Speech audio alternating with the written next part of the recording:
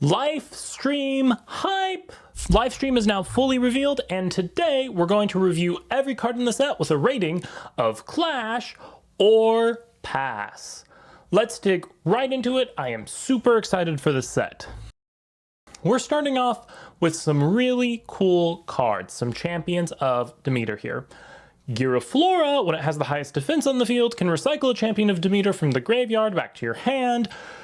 Gigaflora, when it comes out, can bring a Champion of Demeter back from the underworld. Also, you can discard it to search for a Champion of Demeter. I really love these hand searcher effects they're doing, and it also makes Gigaflora the 1/2 drop in the game that is not just dead in your hand, which is really cool. And you can go Gigaflora, get Giraflora, Giraflora, add back Gigaflora, and the next turn ascend to it and bring back out Giraflora. You got a crazy combo you can go off with here. This is a solid Clash. I am super excited for what Demeter Pile looks like in the future. This one is not as exciting. I think this is worse than original Moss Station. The idea that you can kind of pile Earth Spirits onto it and do piercing damage is cool, but it needs the support of either Demeter every turn or Feloy Forest or something like that to be potent. So realistically, I'm going to say this is a pass. Now let's talk about Clash. I think this might be my favorite Ascension line in the set. You have Sproutier, who is like the platonic ideal of what a Nexus Searcher can be. It not only lets you grab something for an Ascension play, but it has a really good rune it can search in Dionysus's Madness.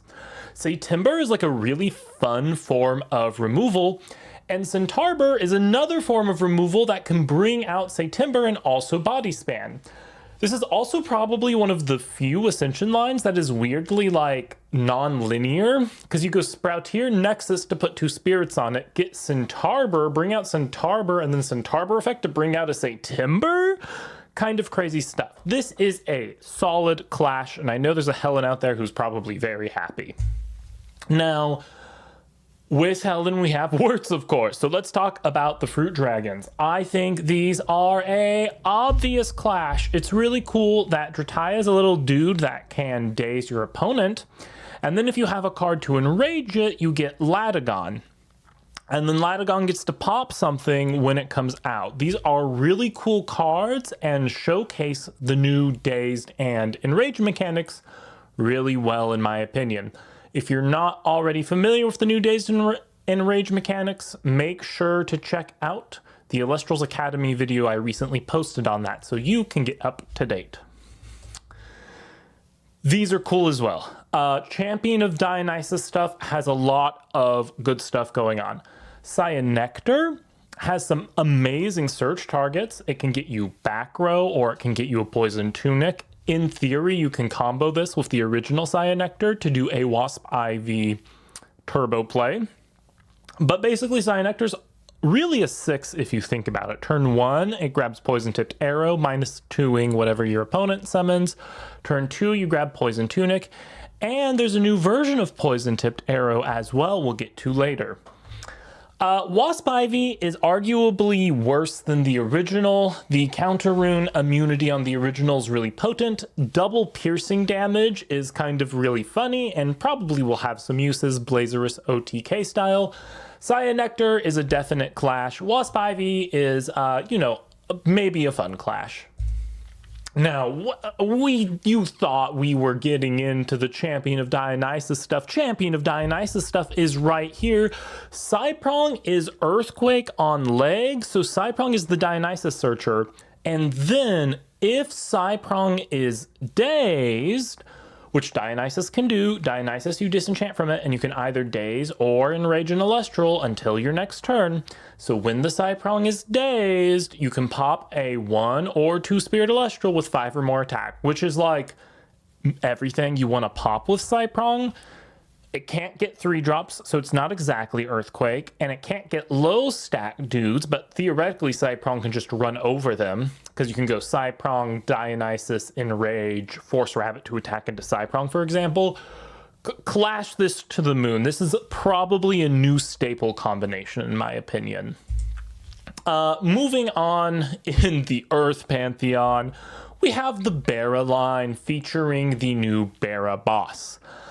This whole Bara line exists to turbo the new Bara boss, who can become a stadium, and once it's a stadium, it dazes all of the Elestrals that are not Earth and Water enchanted and gives them -3/-3. Oh, super hard pass on these. An Elestral becoming a stadium is a super cool idea. Baraboss does nothing though. Tornado makes your 5 spirit combo just null and void.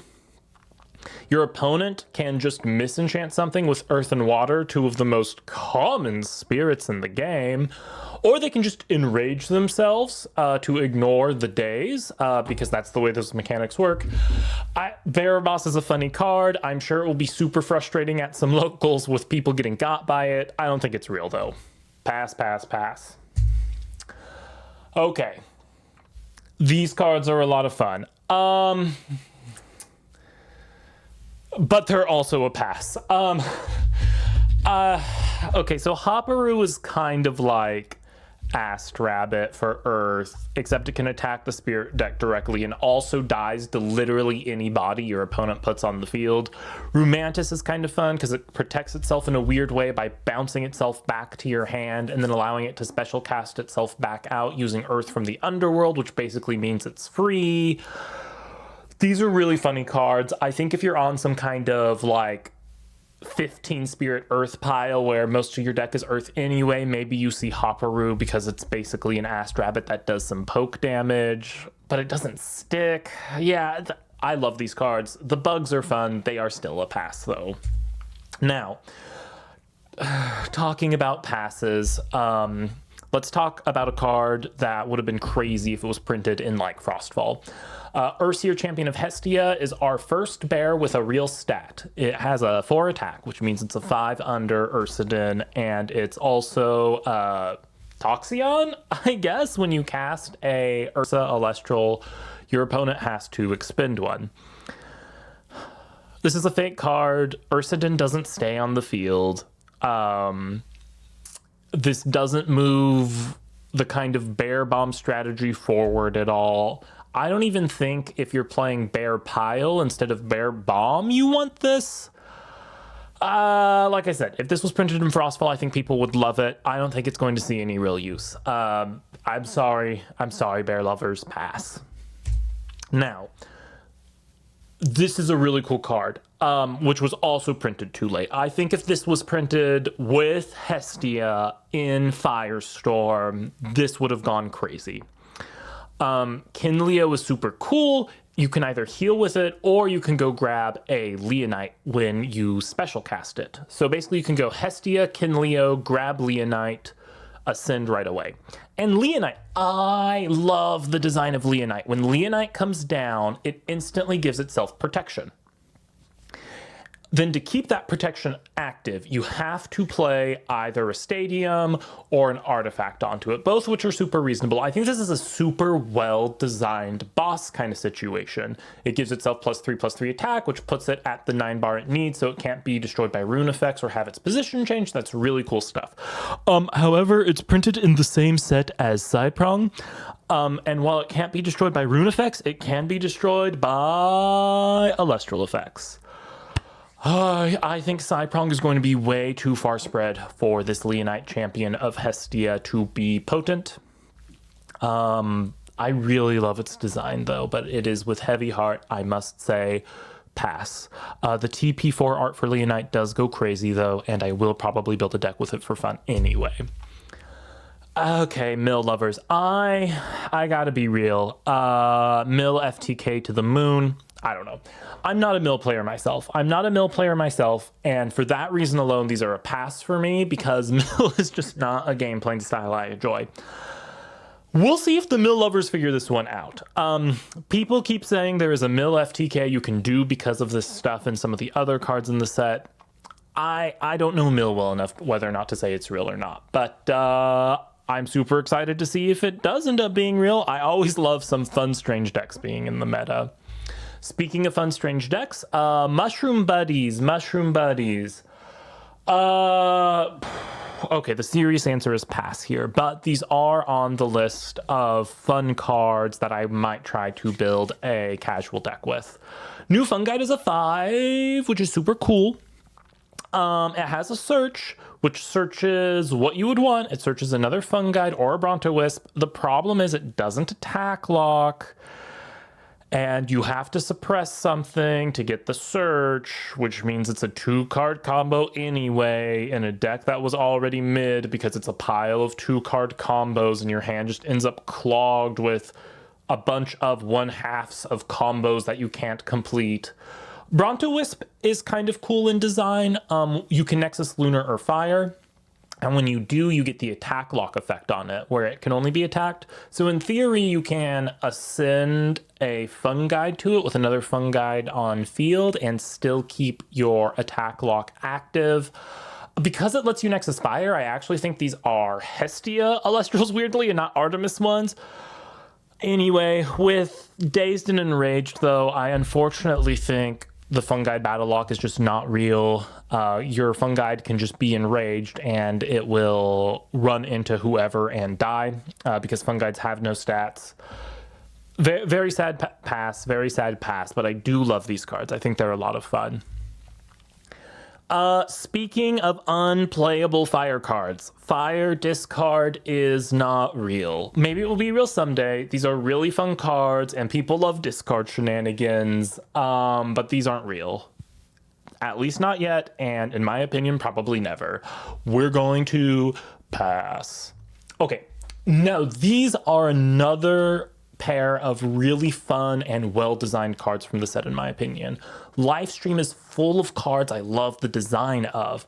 So we have Smoltuga here, which works with Hephaestus and lets you search fire invoke runes on top of artifacts. And then if you reveal an artifact, you can special ascend to Krakatuga. This is really cool for a couple of reasons.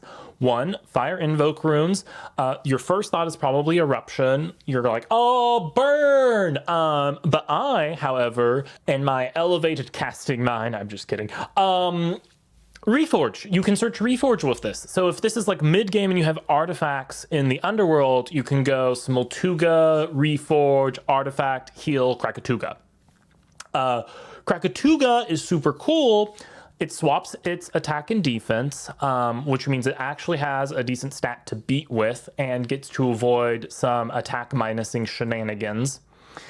And then when it has an artifact on it, it's immune to shield, basically. It can't be sent back to your hand. So it's also immune to Heliolith, which is really cool because getting a Heliolith dropped on you in an artifact deck just always feels bad.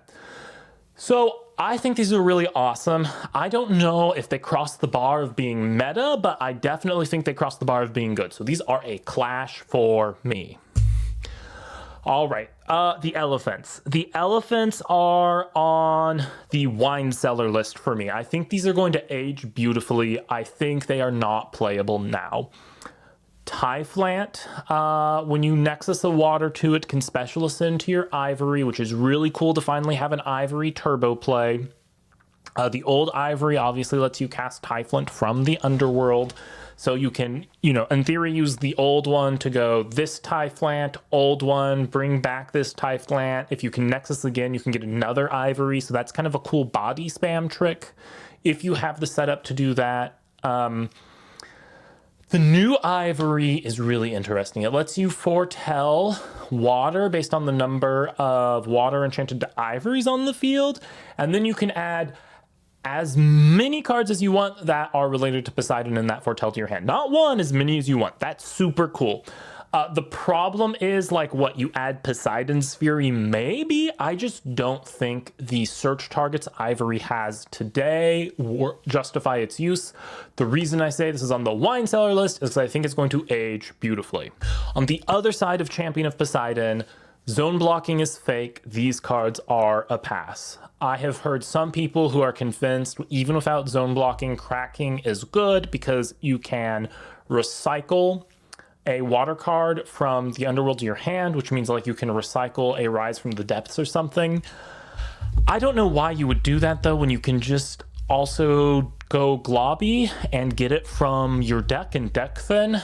I don't know. I really don't I don't see the application of cracking for recycling water cards, especially when there's not an option to turbo ascend to it. So, pass.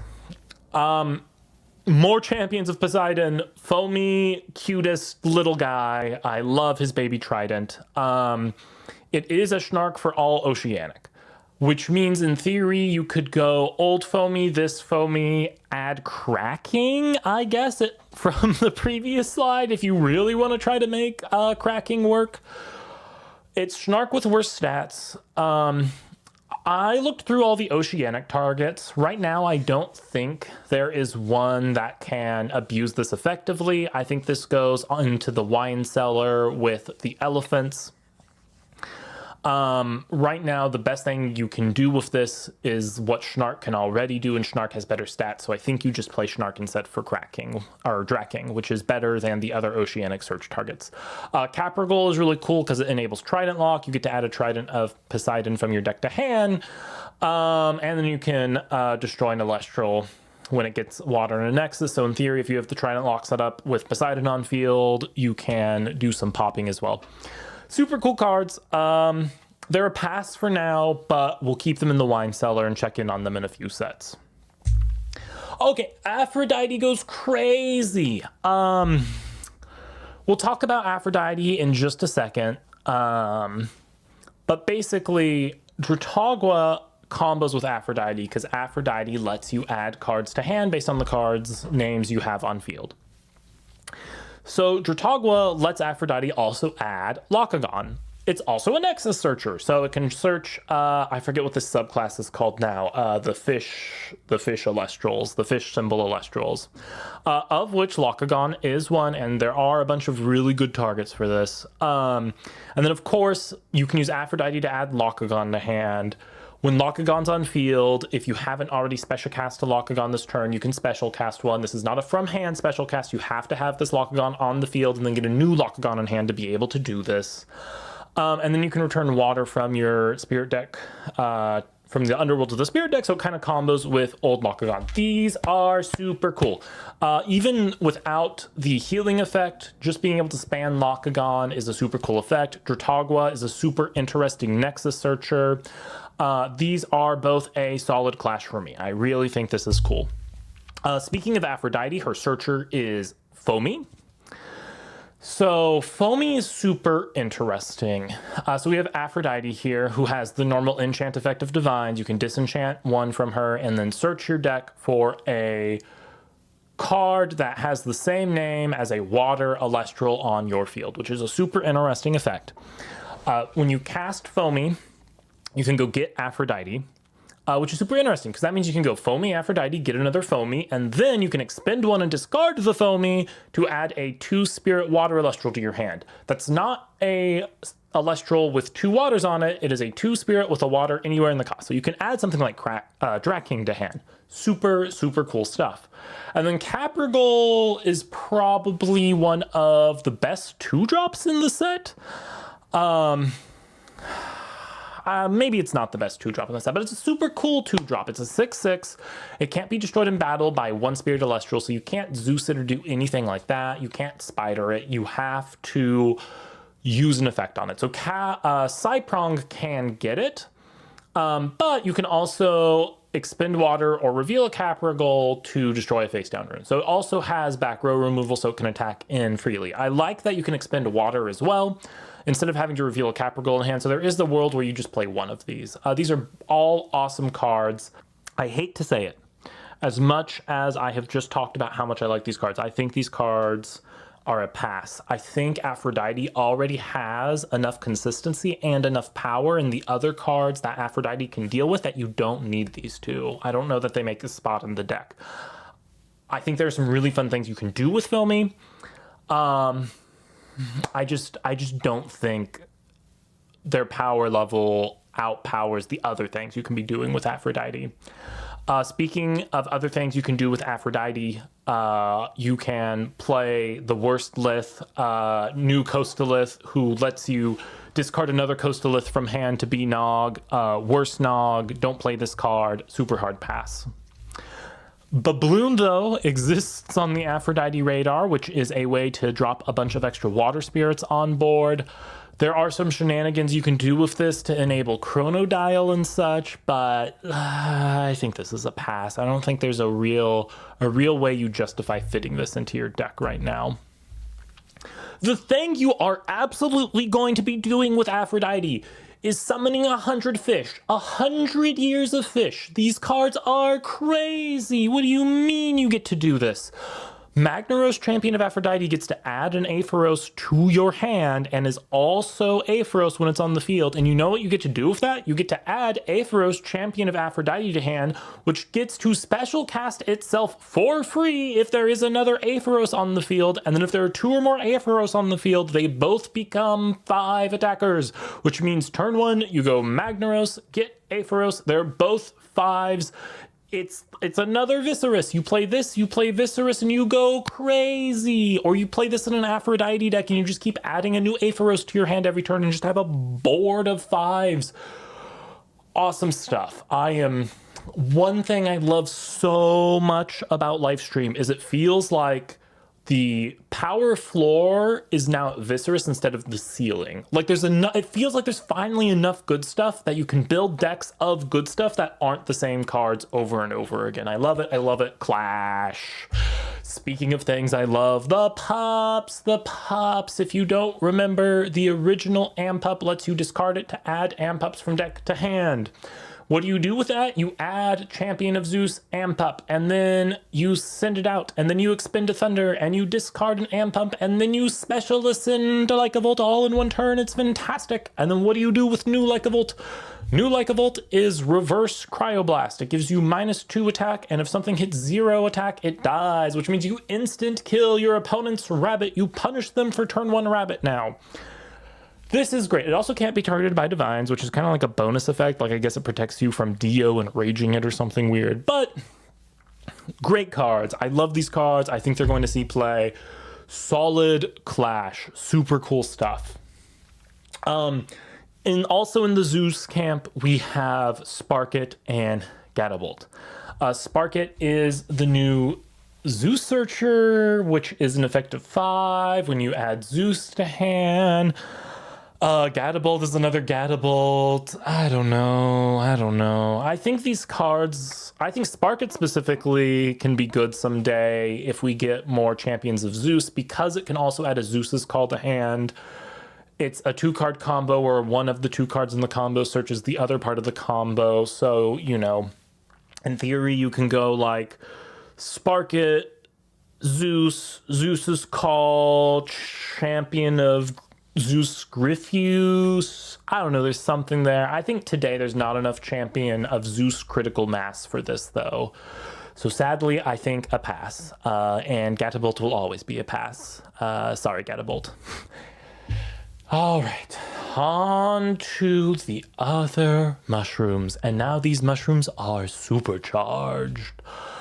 I don't know. These cards are strange. They build an interesting kind of game plan. Thunderstorm Supercell, which is a new stadium titled version of Thunderstorm, lets you heal Thunder every time you play a Thunderstorm related card. Funglow special casts itself if you have Thunderstorm Supercell on the field, which basically makes it free because you're going to heal back the thing you paid for it. Brontoglow is a burn card for some reason. And then it has old Funglow's effect where it increases attack. So I don't know, you can play old Funglow, drop Supercell, get new Brontoglow. It kind of feels like the new Brontoglow stuff is anti-synergy with the old Brontoglow stuff in the way that old Brontoglow had like the suppression thing going on. I think there's a kind of an interesting Thunder deck you built here where you're healing and burning slowly. I don't know. I think this is a pass, though. I don't see a strong enough game plan here to super impress me. It anti-synergizes with the old stuff, and I think there's just better things to be doing this set. I think it will make a really cool casual deck, but overall it is a pass. Now, if you thought we were done with Aphrodite, you are sorely incorrect, because we have Bellaquarius, Champion of Aphrodite, which is Tower of Winds on a body, so it gets to be a water Elestral, which is fine, and then you can special cast a water or wind Elestral from your hand, so it's like kind of Tower of Winds, except also with water. I don't know, this is a pass. Like, I see the formations of where the design space was going as a turbo ascend enabler, but the number of cards you have to have for this to work is just, because like, in theory, Aphrodite's a searcher, right? So in theory, you drop Bellaquarius into Aphrodite and then you search what you want, but to search what you want, you need to have it on the field already. And so that means you actually have to have it in hand. So you need Aphrodite and you're not going to be using her search. And then you need Bellaquarius, and then you need the card you want to ascend to in hand anyway. I don't know. I don't see the vision here. This is a pass. P-Gust and Falocane, Champion of Aeolus, the cutest little birds. Pass. I'm sorry, pass. The original Falocane, of course, was basically Hurricane on a body. Being able to turbo ascend is kind of neat, but Tornado's a bad card, so playing a bad card to enable P-Gust is kind of a meh proposition. New Falocane requires you to have Aeolus on field, and then you can Nexus it and then send cards back to hand from it. I think new Falocane is worse than old Falocane. This is overall a pass. Maybe P-Gust Old Falocane Turbo will come to relevance at some point. I just don't see it yet. On the Champion of Aeolus, as where the last one is a pass, this one is a super pass. Okay, these are really fun cards. A 1-drop 6 and enabling Aeolus to search EQ. That's crazy, right? That's crazy. Until you realize that Fendust has to receive 2 or more spirits. So you can't just, do a normal action enchant to do its thing, and then Hibfoon dies to Psyprong, and like basically every other form of interaction you can whale it. It's interesting stuff, but I don't think it's good stuff. We'll pass right along to the only champion of Hermes in this set, Aviolith. This card is super interesting. It's Divine Blessing that you can get from the deck with Hermes, which is kind of interesting. If you go Hermes, instantly send Aviolith, add 4 to it, you basically get an extra use out of Hermes instantly. I think this might be able to enable a slower paced Hermes deck where you just have a ton of spirits on Hermes without having to also play Divine Blessing. I'm not the biggest Hermes player, though. I'm going to tentatively say Clash on this one, because I think it does help Hermes out to be able to get back some of its cost without having to jam Divine Blessing. But I'll have to let the other Hermes players spend some time with it. Oh, goodness. The award for worst card in the set goes to Darasail. Woof. Oh, Terracel's such a bad card. Nimicel's kind of funny, because when you cast a rune with wind, you can return wind from your underworld to your spirit deck. So that's some kind of silly stuff you can do with it. But these cards, oh man. Terrastar actually buffs your opponent Elestrals, so it still just dies to everything. Like, you read it and you're like, oh, it gets +3, so it doesn't die to Galaxy. Except this also buffs your opponent's Galaxy, so it does still die. Bad cards. Pass. Ursicle. I don't know. I don't know why you would play this. I'm going to be honest. It's the Kione Searcher. We'll look at Kione's Frostbite later. I don't think Kione's Frostbite is great. I think if a Kione deck exists in the future that goes crazy, Ursicle becomes playable just because you want to go get Kione. I don't think people are going to be jamming Kione a lot. the reason I don't think people are going to be jamming Kione a lot is because these are the cards that would theoretically make you want to play Kione. Abominursa lets you Nexus a Frost from your Kione to it, and then Turbos and Glaciersa. So Abominursa is instantly just worst champ Sorlet because you have to have the Divine on the field and then Nexus off of it. And then champ Glaciersa is arguably worse than the original Glaciersa. The original Glaciersa suppressed when it just attacked something. So that adds some extra form of protection for cards that have shenanigans like Pharaohgeist. And it had piercing. New Glaciersa makes your opponent expend equal to the number of spirits on Kione when it destroys something, and like that's it. If you turboed it with Abominursa, your Kione maybe only has 1 or 2 spirits on it, and if your Kione only has 1 or 2 spirits on it, it's doing equal or less damage than the piercing damage on the original Glaciersa would have done killing something in defense positions. I don't know. Glaciersa can't catch a break. These are such a hard pass. Who approved these cards? What is this? Clash. So Catarant foretells, and then you get to choose what to send to the underworld, which allows like a slower, more methodical mill play style, and then you can ascend to Iwuli, which mills for, and special casts any number of 1 Spirit Frost Elestrals, not a single Frost Spirit Elestral, any number of 1 Spirit Frost Elestrals. You can turn 1 Catarant Iwuli, fill your whole board in theory. I think these cards are crazy and create a kind of slower paced, maybe more consistent Frost good stuff mill deck than like Blizz is, where Blizz is like, I go all out or I do nothing. Crazy stuff. Absolutely crazy. Can't believe they printed these. It's going to be fun. I actually think this is going to be a really cool deck, and I look forward to seeing what it does. Speaking of crazy Frost stuff, so Moralith Champ has the Lith Champ condition where you can normal cast it if you have the Divine on field, and then when you activate Kione's effect, you get to send a 1 Spirit Frost Celestial to the Underworld, which basically makes this Moralith an Harpoon, because the way the timing works out is you get to send it before you choose what you add off of Kione. So you get to search your deck for a thing. And then if you have Enfrostrix, Champion of Kione on the field, when Kione's effect is used to return something from the underworld to your hand, you can special cast it instead, which means if you have both of these on the field, you can special cast a 1 Frost Spirit Elestral from your deck.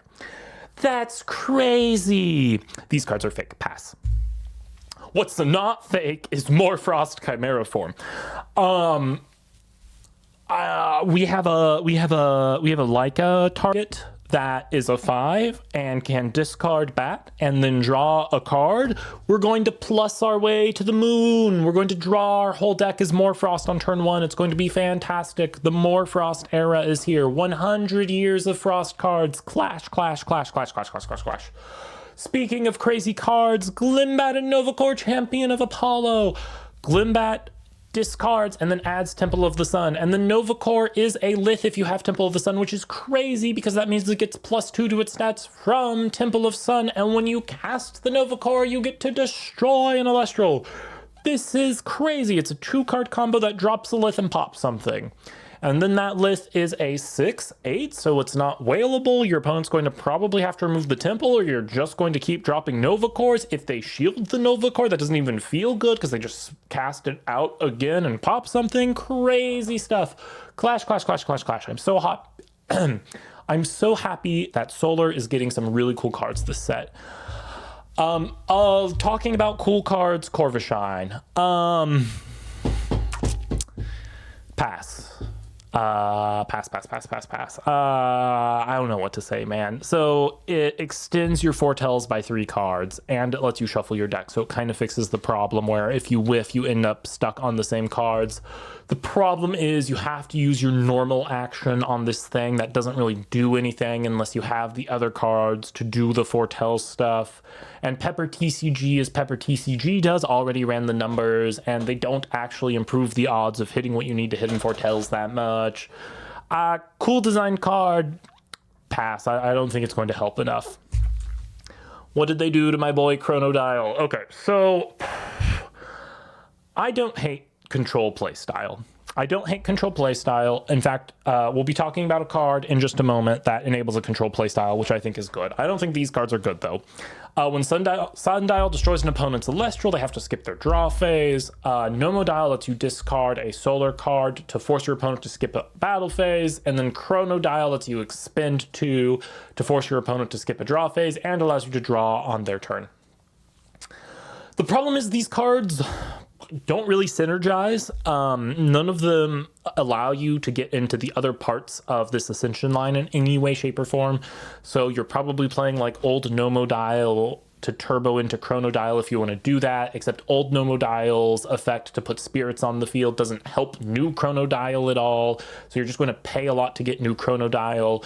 And both Chronodial and Nomodial aren't win conditions. They're just things to annoy your opponent. I think the problem with these cards is not that they're control cards, it's that they're control cards that don't really have a win condition. You're just going to stall out the game, annoy your opponent, and not necessarily get closer to victory, in my opinion. And then you still die to like most forms of interaction. So super pass, super pass, super pass. What we're not passing on control-wise is Theraheart. I think Theraheart controls a real deck. When you get out the new Champion of Artemis Theraheart, you can search your deck for a Lunar Counter-Rune and add it to your hand, and you might be thinking, okay, Lunar Counter-Rune, what am I going to add? Dense Fog, wait until we get to the Lunar Counter-Runes. Just you wait. So Theraheart, clash, clash, clash. I'm really excited to try and make Theraheart control work. The rest of the Ascension line, though. You know, I was gushing over Centaurber earlier on what a well-designed Ascension line it was. All the parts work together. You can use the parts independently. It's a super cool, well-designed Ascension line.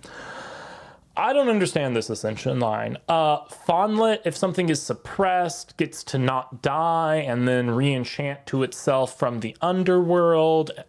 Then it doesn't do anything. I don't know what you're supposed to do with new Fawnlet. It seems like it just kind of sits there.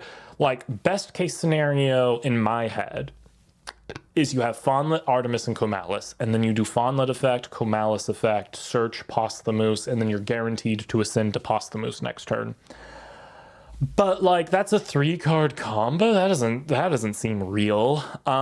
New Posthumous, I think, is worse than old Posthumous.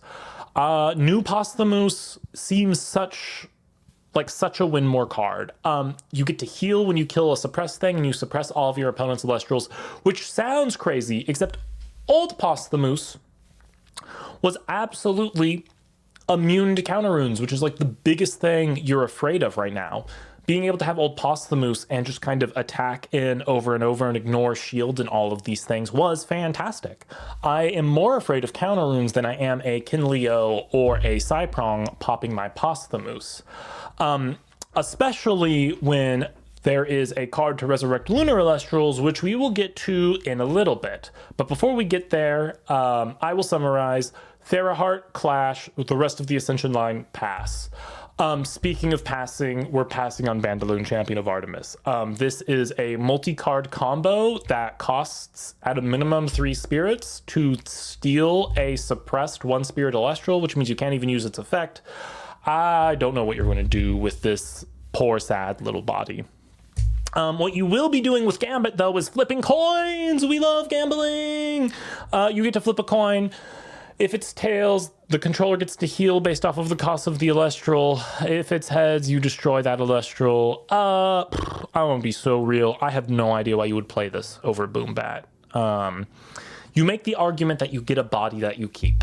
The problem is the thing you're probably trying to kill is big enough that it can just kill Gambit anyway. And now you've wasted your normal cast and not moved the state forward. Boombat guarantees the kill and doesn't risk killing your opponent.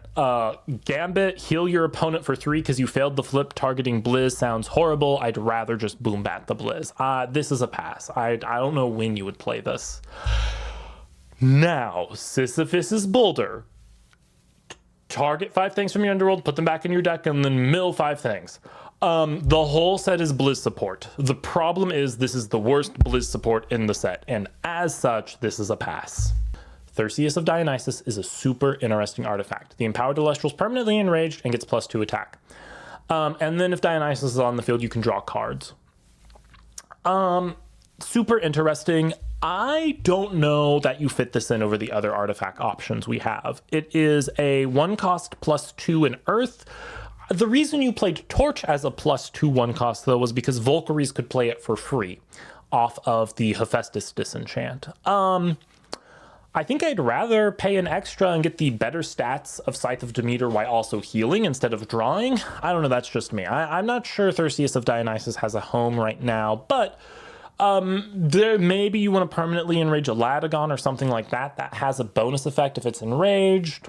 I don't know. We'll see if it makes it into decks. For me, this is a pass for now. This is such a clash. New staple rune alert, Dionysus's Madness. Tsunami has been power crept. So you get to daze or enrage an Elestral, which means so many things. You can force it to attack and kill itself. You can blank an attack. It has a bonus effect if Dionysus is on the field, but I don't even think that matters. I think you just play this in a deck without Dionysus for the effect to be able to point in time, counter rune speed, daze, or enraged. Solid clash. I think tons of decks that aren't Dionysus are going to be playing this. The other Dionysus runes are super funny. We got like the Poisoned Chalice and the Not Poisoned Chalice. A beautiful, beautiful little scene of choosing whether or not you drink the poison or the normal cup. Both of these counter runes require that Dionysus be on the field. One lets you draw 3. One makes your opponent expend 2. This is literally worse Eruption and worse Nog. I don't know where you play this. These are a pass. Up in Flames! It's Fire Earthquake! But only in Fire Discard, which, see your notes, is a fake deck. Pass. Let's go Identity Fraud. We love Identity Fraud. Necklace of Aphrodite gives an Elestral every water Elestral's name. Yay! Okay, there are really funny things you can do with this. This is a hilarious card that allows lots of shenanigans. I will have a whole video dedicated to it. I don't think you play this in a real deck. I think you pass on this. But wear it and enjoy the ability to call yourself Galaxy every once in a while. Aphrodite Soulmates, a counter rune that allows you to revive a killed water Elestral when you have a second one on the field. In theory, this is live when you have Aphrodite and you're spamming the same bodies over and over. The problem is the water Elestral limit kind of stinks when like one of the main things you'd want to do with this is revive a Magnaros that was an Aphoros, except Magnaros isn't a water Elestral even though it has the name Aphoros of a water Elestral. So I honestly think in an Aphrodite pile, you don't even fit this in because you already have the ability to special cast so many bodies. It's so easy for you to just go Lakagon, Lakagon, Lakagon, or Aphoros, Aphoros, Aphoros. I just don't think this makes it into the deck. I think this is a pass. Board wipe alert. Ice Age. Ice Age is a board wipe. That doesn't work on Frost. The one element I want to board wipe if it goes wide is Frost. It is the element that goes the widest. And I don't think Frost is going to play this because it's going to have a million bodies on field to kill you with anyway. This is a pass. I don't think this makes the cut in a Frost deck. And you can't play it in a non-Frost deck. So, rip. Rest in pieces. Or Rest in Whiteout, Blizzard Whiteout, a searchable counter rune by our friend Bremelinx, which lets you negate a target, which means you can negate Gorgon's Gaze. You can negate the attempt to Gorgon's Gaze your Snowlit or your Blistrix. This card is crazy. What the heck is this? You don't even have to play more than one. You play one of it, you get it with Bremelinx, you set it, and then your opponent goes, well, I'm doomed. I can't stop you now. This is just going to happen, isn't it? Absolutely, it's going to happen. Rest in peace. What you won't be fitting in your deck, though, is Kione's Frostbite. This is a hard pass. It requires you to have Kione and to have Frost runes in the underworld for a mediocre battle trick. Nope. I got better things to put in my deck, I'm sorry. We'll be passing right along with that. Solar Burst, we have Solar Earthquake, and in Solar style, it does nothing. It does absolutely nothing. If you are playing the 35 Luminate deck, if you're playing exactly that deck, you play Solar Burst, and then Solar Burst is a clash. If you're playing literally any other deck, Solar Burst is a pass, because you have to foretell 4, you have to hit a Solar Elestral, and then you have to hope that Solar Elestral has a high enough cost for the thing you want to pop. Got better things to do. Sorry. I'm sorry. Cyprong exists in this set. I think I will just use the other Earthquake. Sorry. No Solar Burst. Guardian of Light, though. Guardian of Light is a solid clash. What do you mean we have free shield? Guardian of Light, Spectrus comes in to murder your Calf-Mel so you can't heal, and you say, halt. You shall not kill my Calf-Mel, and for your hubris, I will heal too. Guardian of Light is crazy. I don't think Guardian of Light is an instant include. I think it is a good consideration, though, if you have extra deck slots, you put in Guardian of Light and like 2 solar. If you're on solar anyway, you absolutely put in Guardian of Light. This is a card I think we're going to see a lot of, and I think it is super cool. What's cooler is Lunar Phase, Lunar Eclipse. Thank you, Mr. Elestrals, for accepting my bribe. I bribed, I'll come clean. I bribed Mr. Elestrals so I could play Lunar Slop for 100 years. Lunar Phase, Lunar Eclipse counts as full moon, which means we now have an invoke full moon that doesn't have to be set for a turn.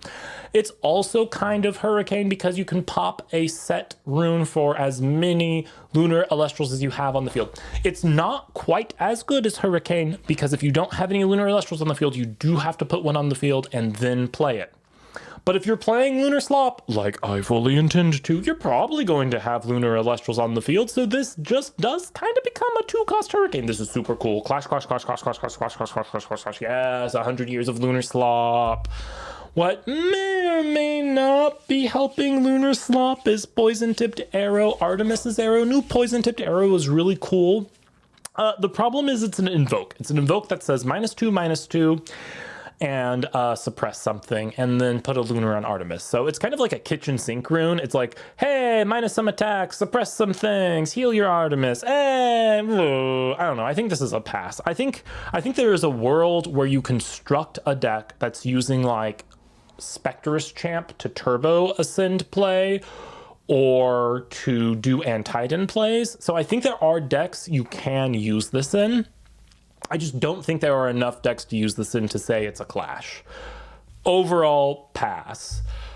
Another one I feel really weird on. So this is the one card I'm not going to assign a rating to because I can't figure it out. So Artemis's Deadshot is Poseidon's Fury 2.0. It is counter rune removal where you disenchant from Artemis equal to the enchanting cost of the thing and kill it. That's super cool. Counter rune speed removal is awesome. The ability to say, nope, on your turn, I kill your play dead where it's at. Really, really interesting possibilities there. The problem is it requires Artemis. And what we know from Poseidon's Fury is it's a really big ask to need to disenchant from the Divine, because without the Divine, this card does nothing. And having a dead counter rune is the worst thing. It's so bad. You can play this in a deck with Fawnlet and Theraheart, I think, and then it can be consistent, and this is starting to build the basis of what I think Theraheart control can be. Another thing Theraheart can search is Dense Fog, Alchemy's Mist. I think this card is the most interesting battle trick Elestrals has printed. It nullifies stat changes to an Elestral, not targeting. And when it's discarded, it draws 2 cards. So it kind of synergizes with Night Venom, but I don't care about Night Venom. What I care about is that if a Valkyries with an artifact attacks me, I can Dense Fog it and make it die on its own attack. A whale tries to attack my rabbit. I Dense Fog Achilles Mist and then flip my rabbit back to being a 5 and they can't kill it. I think this card has a lot of applications. I think it is a side card deck at best, but I think it is a strong side deck card in the decks you put it in, and as such, it is a clash. I'm sorry? This card says what? I get to... When a Lunar Elestral is destroyed, I can resummon it from the underworld using spirits in my underworld for free. Oh, I'm sorry, it's not a Lunar Elestral. It's any Elestral as long as I have Lunar in the underworld. Clash. Clash, clash, clash, clash, clash, clash, clash, clash, clash, clash, clash. This card is crazy. This card is going to personally enable me to play 100 Years of Lunar Slop. This might be one of the best cards in the set. If you're teching Lunar into your deck already for Spectrus or whatever, you might as well just play this. Even if you revive something Misenchanted, it's still an extra body on field. If you're playing Lunar Slop like me, you absolutely play this. What do you mean I can ascend into Theraheart, search this, and then they have to out it twice, or else I'm just going to bring it back and search another Rise from the Shadows? This card is crazy. Thank you for this custom card, Elestrals. I love it so much. I will play 100 Years of Lunar Slop in your honor. And now that we've had this amazingly high note, we will look at the last card in the set. Woof. Well, Circle the Sky got a friend in the pile of unusable Nexus cards. Put this counter rune into the pile with your Sharon's Obol, because this card does nothing. You Nexus one, and then you exchange your spirit on your field with a different one from your spirit deck or Underworld. I don't know what you're going to do with this that you wouldn't just do with a better card. Play Altar of Stars instead, honestly. I don't... It allows you, in theory, to enable a receiver even if you don't have the right type of spirits on field. I don't think that's good enough. I don't think that's good enough as a counter rune. This card will not see play. This card will sit in a bin and play poker with Sharon's Obol until the end of time. That's how I feel about Asteria's Starfall. Pass. If you cannot tell, I am hyped for Lifestream. I think they did such a good job designing cool cards in this set, and I am super excited to get to testing. If you enjoyed this video, please consider subscribing. If you want to keep having more fun, consider this video over here. If you've made it this far, leave a comment below with what your most hype card for Lifestream is. I look forward to clashing you in the beautiful Lifestream world that is just around the corner. Happy clashing, my fellow casters. I'll see you next time.